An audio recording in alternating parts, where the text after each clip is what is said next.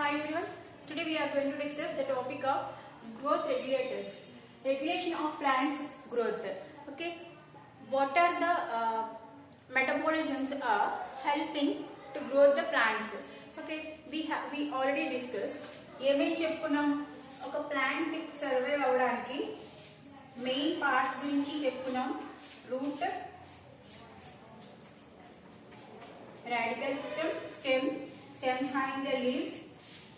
Okay, వీటికి special terminology నేర్చుకున్నాం. Okay, ఇది హెల్తీగా పెరగడానికి ఏమేమి అవసరం అవుతాయి. Okay, first of all living things need the oxygen and all living things need food. How the plants prepare their food? With the help of photosynthesis. So first the main metabolic process, first one is the photosynthesis. How the plants are producing their food. Okay, food means we are eating proteins, carbohydrates and whatever it is we are eating. But how the plants get these all? Okay, so already you know the process starts. In the first classes we are learning what we are learning, photosynthesis, utilizing the carbon dioxide and water with the help of sunlight. Plants make their food, that is C6H12O6, that is the glucose, and H2O and oxygen. Okay, so we get the energy also. Okay, this is the main food product. Carbon dioxide and oxygen. Water. Carbon dioxide from the atmosphere నుంచి తీసుకుని ఎక్కడి నుంచి తీసుకుంటాయి? Leaf లో మనం leaf diagram వేసుకున్నప్పుడు lower surface upper surface. Lower surface లో ఎక్కువగా స్టొమాటాస్ ఉంటాయి. ఈ స్టొమాటాస్ బయట ఉన్న అట్మాస్ఫియర్ లో ఉన్న కార్బన్ డయాక్సైడ్ ని లోపలికి తీసుకుని అలాగే రూట్స్ నుంచి అబ్జర్వ్ చేసిన వాటర్ ఏదైతే ఉందో ఆ వాటర్ ని యూటిలైజ్ చేసుకుని లీవ్స్ లో ఉండే chlorophyll. Okay, these cells having the chlorophyll, these dotted shows the chlorophyll. Okay, these chlorophyll, chloroplast having the chlorophyll. We already discussed all this in before classes. Okay,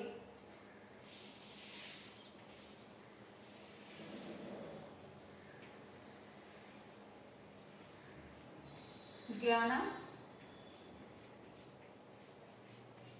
stroma and granum.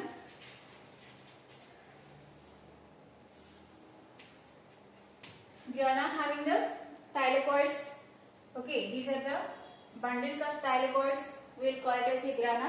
Okay, in this the photosynthesis is going on. Photosynthesis ఎక్కడ జరుగుతుందంటే chloroplast ఇక్కడ మనం dotted గా చూపించిన ఇవన్నీ కూడా chloroplast.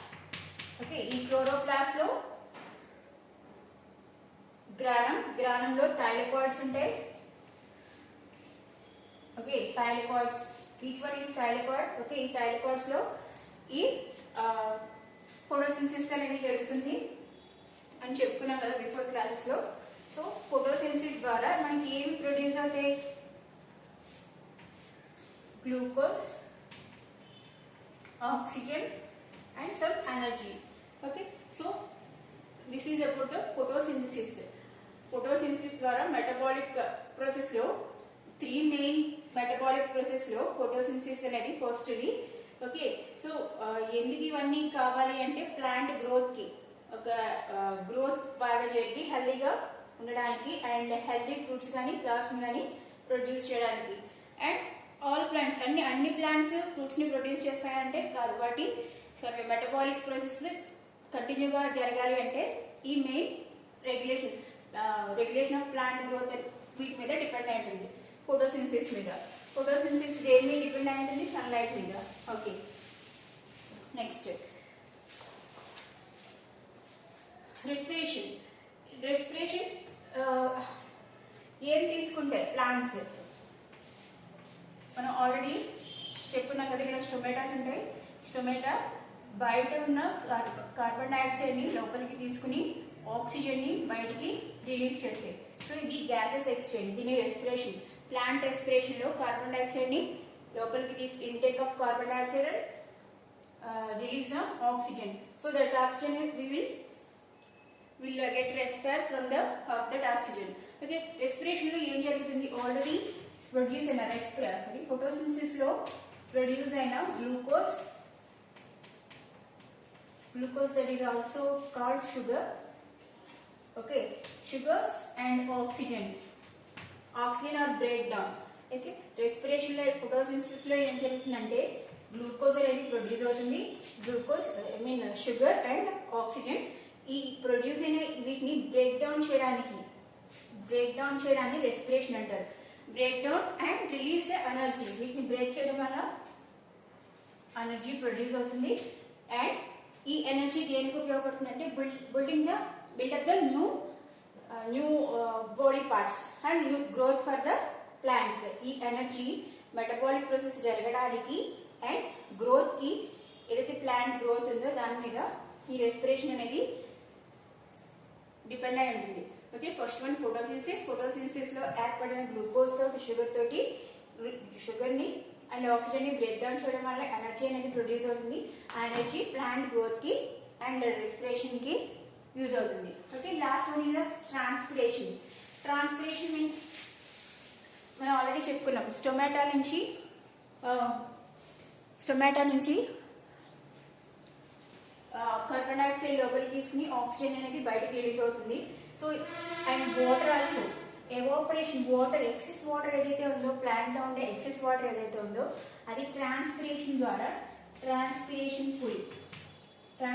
Pull ద్వారా బయటికి రిలీజ్ అవుతుంది, ఎవాపరేట్ అవుతుంది. సో ఎక్సెస్ గా ఉన్న వాటర్, మనకి ఏదైతే స్వెటింగ్ బయటికి వస్తుందో excess water, waste water, so అలాగే ట్రాన్స్పిరేషన్ అనేది బయటికి జైలం నుంచి స్టొమాటా ద్వారా వాటర్ అనేది బయటికి ఎవాపరేట్ అవుతుంది. దాన్ని ఈ ప్రాసెస్ ని ఏమంటారంటే ట్రాన్స్పిరేషన్ బయటికి అలా కంటిన్యూస్ గా జరుగుతూ ఉంటే ఒక ఫ్లో అనేది, మనం గ్రావిటేషన్ ఎలా అయితే బయటికి పుల్ చేస్తుందో, సో ఈ ట్రాన్స్పిరేషన్ వల్లే ఇక్కడ రూట్స్ అనేవి వాటర్ ని అబ్జార్బ్ చేసుకుంటాం. ఒక స్ట్రా తోటి మనం పుల్ చేస్తాం.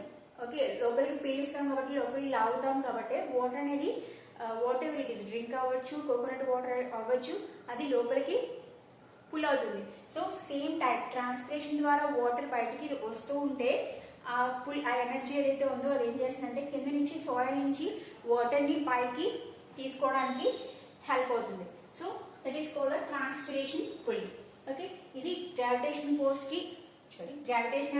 ఫోర్స్ కి ఆపోజిట్ లో జరుగుతుంది. ఓకే, ఇవి 3 main metabolic process for the regulation of plant growth. ఏమేంటి? Photosynthesis, respiration and transpiration pull. ఈ మూడింటి వల్ల మెటబాలిక్ ప్రాసెస్ అనేది ప్లాంట్స్ లో కంటిన్యూగా జరుగుతుంది. ఎలా అయితే మన బాడీకి circulation and excretion what ever it is metabolic process ఏవైతే ఉన్నాయో, డైజెషన్, ఇవన్నీ ఎలా అయితే ఉన్నాయో అలాగే ప్లాంట్స్ కూడా photosynthesis, respiration and transpiration pull is very important for the metabolic plant growth. Okay, metabolism of plant growth. And water cycle. What is water cycle? Okay, earth మీద ఉండే వాటర్ ని సన్ అబ్జార్బ్ చేయడం వల్ల okay ఈ water evaporate అయ్యి అవి clouds ని produce చేస్తాయి. ఓకే, ఎప్పుడైతే ఇక్కడ ఈ కూల్నెస్, ఇక్కడ ఈ హీట్ ని ప్రొడ్యూస్ చేసినప్పుడు ఈ ఎవాపరేషన్ అనేది జరుగుతుంది. ఎవాపరేషన్ జరిగి వాటర్ అనేది క్లౌడ్స్ కింద ప్రిపేర్ అయ్యి నెక్స్ట్ కండెన్సేషన్. ఎవాపరేషన్ తర్వాత ఇక్కడ మళ్ళీ ఈ క్లౌడ్స్ ఏదైతే ఉన్నాయో కండెన్స్ జరిగి కండెన్సేషన్ జరిగి వాటర్ డ్రాప్స్ కింద మళ్ళీ ఎర్త్ మీదకి వస్తాయి. సో ఎవాపరేషన్ అయ్యి వాటర్ పైకి లైట్ వెయిట్ ఉండడం వల్ల అవి క్లౌడ్స్ ని ప్రిపేర్ చేస్తాయి. అది కండెన్సేషన్, ఈ వాటర్ ని ఇంకా కూల్ చేయడం వల్ల అది కండెన్సేషన్ ద్వారా రెయిన్ అనేది రెయిన్ఫాల్ అనేది జరుగుతుంది. సో ఇది కంటిన్యూస్ గా ఇలా జరుగుతుంటే ఎవాపరేషన్ అండ్ కండెన్సేషన్ ఎర్త్ మీద జరగడాన్ని వాటర్ సైకిల్ అంటారు.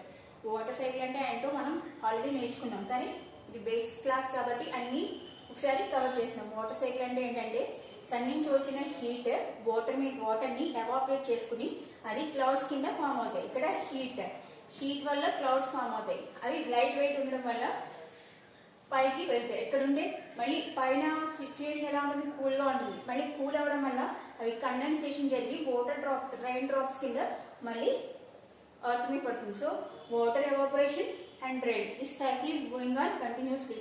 That's why we will call it as a water cycle. Okay, so this is about the primary lesson for the botany. Okay, thank you.